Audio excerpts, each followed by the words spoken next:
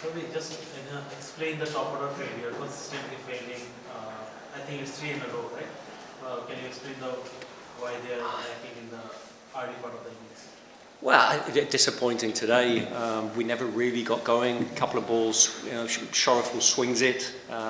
Safe played a little bit across the line. I think two of them actually Zubair played across the line as well. So we ended up with losing those wickets early. You've got to get in, haven't you? Even in a short format game, you've still got to give yourself a bit of a chance, and you've still got to, you can't go hitting every ball. You've got to pick the balls that you hit, and we need to get that platform. We didn't get the platform, so we lost those early wickets, like you said, which we've done in the last couple of games. But I've just chatted to the players now. The biggest problem today was when the spin came on, and you've got used pitches. And when they dry against quality spinners, it's difficult. The ball's turning, but we've had 4 stumpings. They've gone running down the wicket, and I've always believed on a turning pitch against high quality spinners, you sit back a bit and you let them bowl fuller to you. Don't go running down the pitch. So, we lost 5 wickets there in the middle for 25 runs, and it virtually killed the game off. And the other point I've just made to the team was, when we played well and Shamin played that wonderful innings yesterday, he batted through. I thought Parvez Irman for them yesterday batted through. And if you're on pitches like this that aren't easy to bat on, somebody has to take responsibility and say, do you know what? I'm going to be here for a long period of time, keep wickets in hand, and we can score heavily in the last 5 overs. That's the way to play difficult pitches, turning pitches. But we played that wicket as if it was a 200 wicket when 140 would have been a good score, I think, and that's where it really cost us.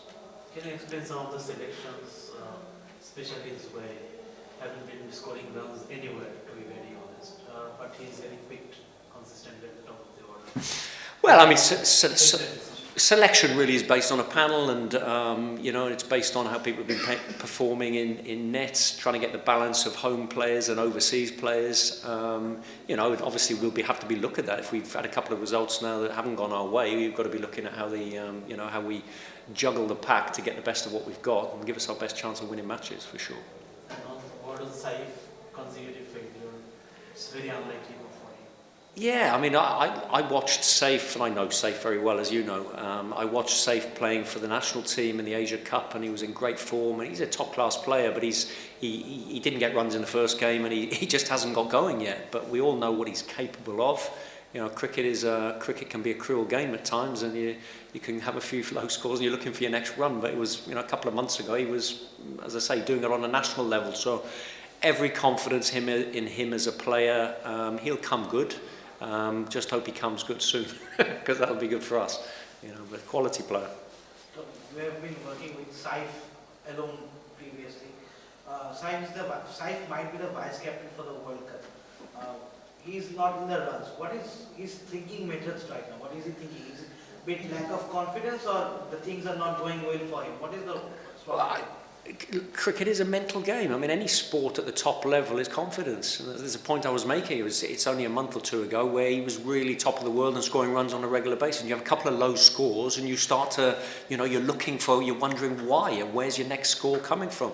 And that's not just Saif, that's anybody. Anyone who's played this game knows you don't score runs every time, and you go through little patches of up and down. And at the moment, it's only a small patch of a couple of games. But for him and for us, it's important because we're not quite getting the starts that we need. We're under pressure after 6 overs, pretty much every inning so far. We've been under pressure, and that's then exacerbated when you have high quality spinners on a turning track, and you've lost some of your top batters even before that.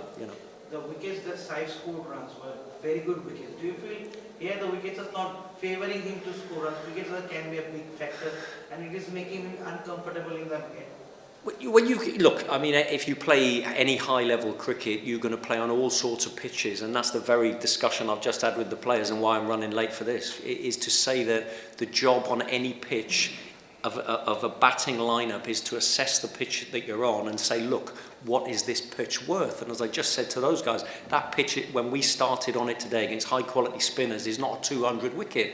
If you get 145, you're in the game. Get 150. But in trying to get 145 sensibly, you have wickets in hand. You might end up getting 170. If you try going really hard like we did and you lose all those wickets to the spin, you've got no batters left at the end and you end up with 120 and the game's finished early. And that's where it was. So it's that mindset of how you play these pitches. I mean, you know, coming back to Safe could play on any pitch, but he's got to manage risk, haven't you? And I commended yesterday Shamim. I thought played a fantastic innings. He's played 2 really good innings in this tournament already. And what he has done well is been selective when to defend, when to knock his singles, and when the opportunity arises, then you hit your boundaries. You can't be trying to hit every ball on a difficult pitch against high-quality bowling. You've got to be selective. And today, our judgment of what to hit was poor, and we got it badly wrong. You know. Thank you. Thank you.